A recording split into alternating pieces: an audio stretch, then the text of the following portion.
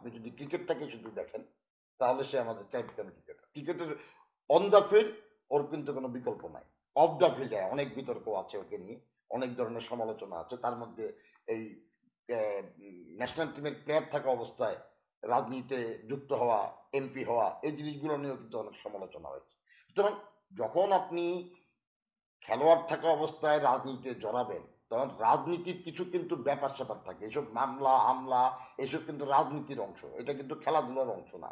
আপনি সাকিব যদি শুধুই একজন ক্রিকেটার হিসাবে থাকতেন তাহলে কি আজকে এই মামলার সম্মুখীন তাকে হতে হতো? নিশ্চয়ই হতে হতো না। কারণ আপনি রাজনীতি গেলেই আপনার কিছু, আপনার একটা বিরোধী পক্ষ থাকবে।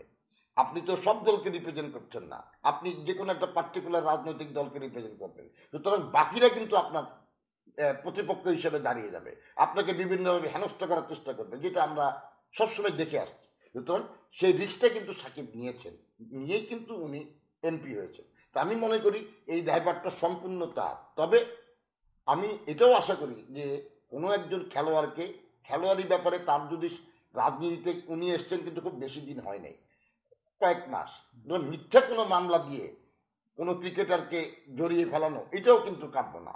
আমরা যদি সে সত্যি কোনো অপরাধ করে থাকে, যেমন শেয়ার বাজার স্ক্যাম এবং অন্যান্য কিছুতে কিন্তু তার নাম এসছে, এবং সেটা উনি এমপি থাকার আগেও এসছে কিন্তু। সুতরাং ওইসব ব্যাপারে যদি কোনো তার বিরুদ্ধে অভিযোগ থাকে সেটা নিয়ে মামলা হতে পারে।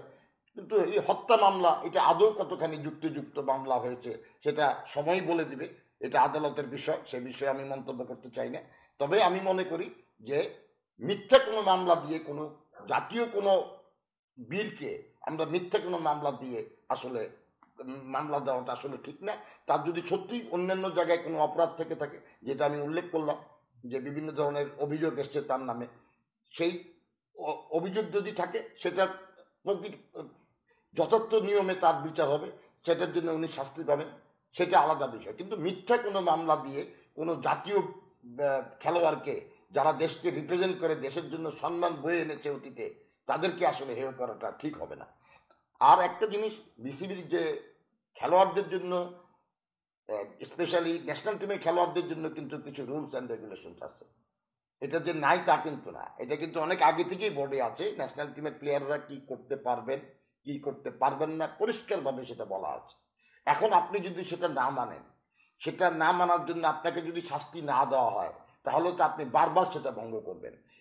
তবে হ্যাঁ, এই জিনিসটা নাই যে আপনি ন্যাশনাল টিমের ক্রিকেটার থাকলে আপনি রাজনীতি করতে পারবেন কি পারবেন না, এই জিনিসটা কিন্তু আমার যতটুকু জানা মতে এই জিনিসটা কিন্তু অন্তর্ভুক্ত নাই। আমি মনে করি অবশ্যই লিবুবের সাথে আমি সম্পূর্ণ একমত যে এই জিনিসটা এবার আসলে, এবং সাম্প্রতিক সময় আমি আমিনুল ইসলাম বুলবুলের একটা ইন্টারভিউ দেখলাম, সেখানে তিনিও একই কথা বলেছেন যে রাজনীতির ক্ষেত্রে আসলে একটা প্লেয়ারদের, ন্যাশনাল টিমের কন্ট্রাক্ট, প্লেয়ার্স কন্ট্রাক্ট, সেখানে যতদিন উনি ন্যাশনাল টিমে খেলবেন কোনো রাজনীতিতে যুক্ত হতে পারবেন না, এরকম একটা ক্লজ কিন্তু আমি মনে করি থাকা উচিত। এবং ফারুক ভাই অত্যন্ত বিচক্ষণ একজন ব্যক্তি, আমি মনে করি উনি নতুন পরবর্তীতে যে প্লেয়ার্স কন্ট্রাক্ট হবে সেখানে উনি এই জিনিসটা অন্তর্ভুক্ত করবেন। এবং এটা কিন্তু সাধারণ মানুষের চাওয়া, সাধারণ যারা ক্রিকেট প্রেমী তারা কেউই কিন্তু জিনিসটা পছন্দ করে নাই। আপনি দেখেন মাস্টারবি অনেক জনপ্রিয় একজন ক্রিকেট ব্যক্তিত্ব, মাস্টারবি যখন রাজনীতিতে জয়েন করেছে তখনও কিন্তু অনেকেই কিন্তু ব্যাপারটাকে পছন্দ করে নাই, তার অনেক ভক্ত কিন্তু ব্যাপারটায় দুঃখ পেয়েছে। এবং অনেককে আমি মন্তব্য করতে দেখেছি যে আজকে থেকে তো আপনি একটা বিরোধী পক্ষ দাঁড় করিয়ে দিলেন, এতদিন সবাই আপনার ফলে ছিল কিন্তু আজকে থেকে আপনার এগেনস্টে একটা দল দাঁড়িয়ে গেল। তো এই জিনিসগুলো একটা জাতীয় ক্রিকেটার তার জন্য কেন হবে? খেলা থাকা অবস্থায় কেন তিনি রাজনীতিতে জড়াবেন? খেলার পরে হ্যাঁ ইয়েস আমি খেলা ছেড়ে দিছি, আমি রাজনীতি করতে পারি, আমি অনেক কিছু করতে পারি, সেটা কারো মাথা ব্যথা হওয়ার কথা না। আপনি পৃথিবীর ওয়ার্ল্ডের প্লেয়ারদের দিকে তাকান, তারা কিন্তু রাজনীতি করেছে খেলাটা ছেড়ে দেওয়ার পরে। আপনি আজকে যে ভারতের এই যে গৌতম গম্ভীর, উনিও কিন্তু সংসদ সদস্য ছিলেন, কখন? খেলাটা ছেড়ে দেওয়ার পরে। সুতরাং আপনি খেলা ছেড়ে দেওয়ার পরে আপনি রাজনীতি করেন, ব্যবসা করেন, যা খুশি করেন, কেউ আপনাকে কিন্তু কিছু বলবে না। বাট খেলা চলাকালীন আপনি যখন জাতীয় দলকে রিপ্রেজেন্ট করবেন তখন কিন্তু দেশের মানুষের আশা আকাঙ্ক্ষার ব্যাপারেও কিন্তু আপনাকে সতর্ক থাকতে হবে, সজাগ থাকতে হবে। কারণ আপনাকে বুঝতে হবে যে দেশের কোটি কোটি মানুষ আপনার দিকে তাকিয়ে আছে, আপনাকে ভালোবাসে। এই ভালোবাসার জায়গাটা আপনি যা খুশি তা করে নষ্ট করে দিতে পারেন না, এটা যায় না। সেক্ষেত্রে আপনি তো সেটা হচ্ছে যে একটা ম্যাচিউরড ক্রিকেটার সে জানে আসলে তার কি করা উচিত, তার কি করা উচিত না, এর জন্য কোনো গাইডলাইনের প্রয়োজন হয় না। তিনি যখন পাকিস্তানে খেলছেন তখন বাংলাদেশে তার নামে হচ্ছে হত্যা মামলা দায়ের করা হয়েছে। ইন্টারন্যাশনালি বাংলাদেশের ইমেজটাকে এখানে ইমেজটা কিন্তু এখানে ডাউন হচ্ছে স্পোর্টস ওয়ার্ল্ডে। তো ব্যক্তি সাকিবকে আসলে এই দায় এড়াতে পারে না, ব্যক্তি সাকিব এটার দায় এড়াতে পারেন। আমি তো একটু আগেই বললাম যে উনি নিজেই নিজেকে বিতর্কিত করেছেন রাজনীতিতে যোগ দিয়ে। যখন আপনি রাজনীতিতে যোগ দিবেন তখন কিন্তু আপনি অনেক হেটার্স তৈরি হবে। তো আপনি যখন জেনে বুঝে যখন আপনি এই কাজটা করবেন তখন তো এরকম কিছু, আমি জানি না মামলাটা কতখানি সঠিক বা কত, সেটা আদালতের বিচার্য বিষয়, সেটা নিয়ে মন্তব্য করাটা আসলে যুক্ত হবে না। তবে এই ধরনের কিছু যদি হয়ে যায় আপনি সেটার দায় কিন্তু আপনাকে নিতে হবে। আপনি ব্যক্তি সাকিবই কিন্তু সেই দায়টা নেবেন, এই দায় আপনি এড়াতে পারবেন না। কারণ আপনি কাজটাই এমন করেছেন না, নিজেকে রাজনীতির সাথে যুক্ত করে এই জিনিসটাকে একটা গোজামিল করে ফেলেছেন। একটা জিনিসটা কোনোভাবেই আপনার মাথায় আসলো না যে আপনি এত বড় একটা ব্যক্তিত্ব, আপনার পক্ষে খেলা চলাকালীন অবস্থায় রাজনীতিতে যুক্ত হওয়াটা মোটেই যুক্তিসঙ্গত কাজ হচ্ছে না। এই জিনিসটা তার মাথায় থাকা উচিত ছিল।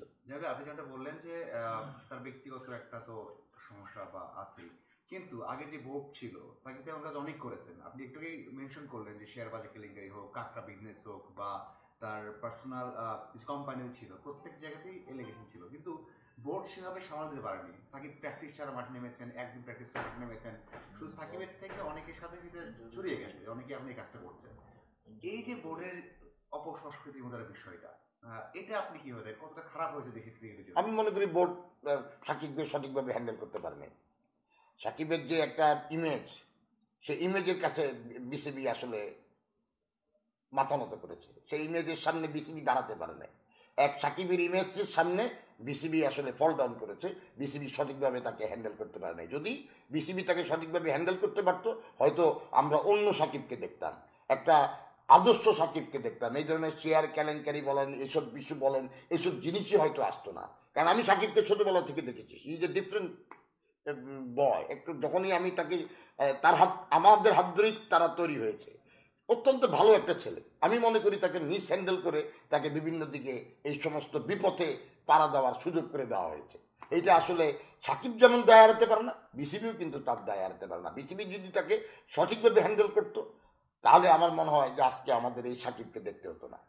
সেক্ষেত্রে আপনি দীর্ঘদিন পরিচালক ছিলেন বিসিবির, এই পরিস্থিতিতে যখন কোনো ক্রিকেটারের মামলা থাকে সেক্ষেত্রে কি হয়, মানে ন্যাশনাল টিমে এখন সে থাকতে পারবে, মানে রুলসটা কি? এক্সাক্ট গঠনতন্ত্রে কি বলা আছে সেটা আমার জানা নাই। তবে মামলা চলাকালীন সময়ে তো আসলে যতক্ষণ পর্যন্ত না আপনি দোষী সাব্যস্ত হবেন ততক্ষণ পর্যন্ত কিন্তু আপনাকে দোষী বলা যাবে না। এখন সেই মামলাকে কেন্দ্র করে তাকে যদি গ্রেপ্তার বা এই জাতীয় কিছু করা হয় তাহলে তো এমনিতেই তাই সে সিন থেকে আউট হয়ে যাবে। কিন্তু যদি সে অবমুক্ত থাকে, বিসিবির রুলটা কি আমি জানি না, বাট একটা জিনিস আমি জানি যে আপনি যতক্ষণ না আপনি দোষী সাব্যস্ত হচ্ছেন ততক্ষণ পর্যন্ত কিন্তু আপনাকে দোষী বলা যাবে না। মামলা দায়ের হয়েছে, এটা শুনানি হবে, বিচার হবে, অনেক কিছু হবে। তো সেই সময় পর্যন্ত আমি তো মনে করি যে এটা তার খেলতে বাধা থাকার কথা না। যদিও ইমেজের একটা ব্যাপার আছে, যেহেতু হত্যা মামলা, একটা ইমেজের ব্যাপার আছে। সে ইমেজের কারণে বিসিবি